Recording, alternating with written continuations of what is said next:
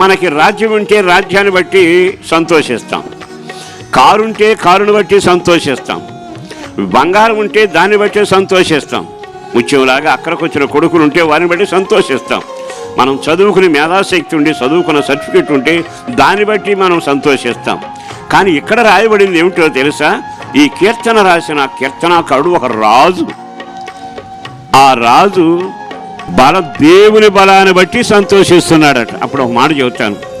రాజుకి అన్నీ ఉన్నాయి, రథాలు ఉన్నాయి, గుర్రాలు ఉన్నాయి, పనివాళ్ళు ఉన్నారు, పరిగెత్తే వాళ్ళు ఉన్నారు, బాకు విసిరే వాళ్ళు ఉన్నారు, యుద్ధం చేయగలిగిన నేర్పరులు ఉన్నారు.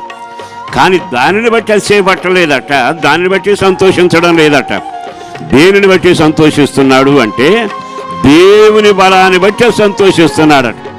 ఆకాశం ముందున్న దేవుడు ఈ సభలో ఉన్న వారందరినీ చూస్తా ఉన్నాడు. ఎవరి కొరకు ఆయన పరిగెత్తుకు రాబోతున్నాడు?